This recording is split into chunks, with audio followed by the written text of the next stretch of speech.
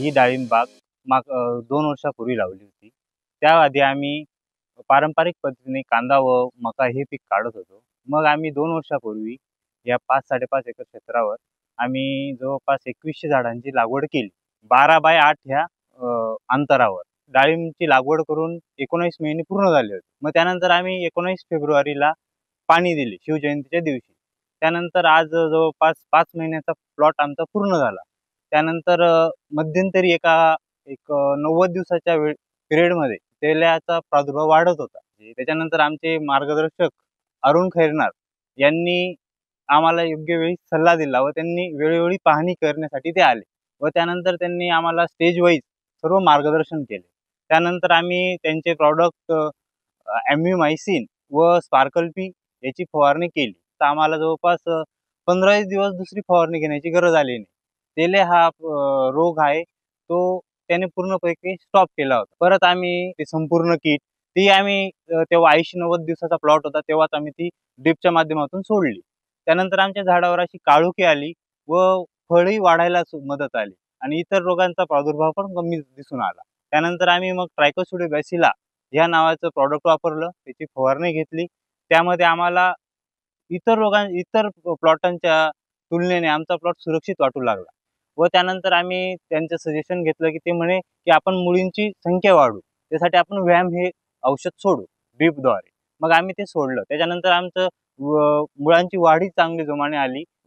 आमच्या असं लक्षात आलं की आपल्या झाडाची काळोखी पण वाढते, मुळांचं अपटेक पण वाढतंय, सगळं न्यूट्रिशन भेटले आमच्या झाडाला व त्याची जोमाने वाढ सुरू झाली व फळांची फुगवण क्षमता बी फुगवणी व्हायला सुरुवात झाली व मग त्याच्यात कुठलीही कमतरता दिसून आली नाही आम्हाला.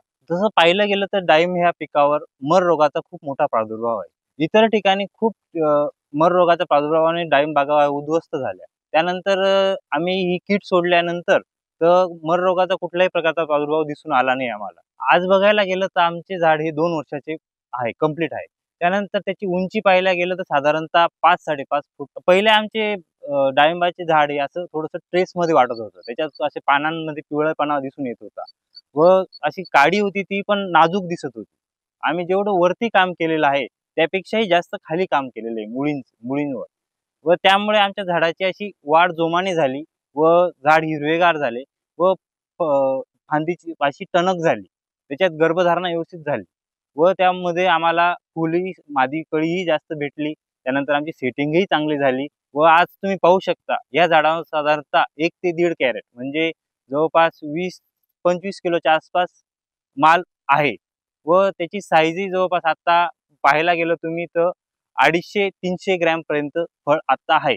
आता आमचा प्लॉट 5 महिन्याचा कंप्लीट झाला. त्याच्यात कुठल्याही प्रकारचं न्यूट्रिशनची कमी नाही व अजून जवळपास त्याचे 30 ते 40 दिवसमध्ये याचं हार्वेस्टिंग कंप्लीट होऊन जाईल. त्यामध्ये आपल्याला साईज बघायला गेलं तर सगळी 300 प्लसच भेटेल साईज. आता एकरी जवळपास 400 झाडं हे एकरी लागवड केलेली आहे. तर त्यामध्ये एका झाडावर जवळपास 1.5 कॅरेट माल उतरेल. त्यामध्ये आम्हाला पहिल्याच वर्षी 600 कॅरेट माल हा आम्हाला भेटणार आहे. याच्यामध्ये मला असं सांगायचं की ॲमिको ॲग्रो कंपनीचे प्रॉडक्ट वापरले हे उत्तम दर्जाचे होते. त्यामुळे आम्हाला हा रिझल्ट दिसून येत आहे.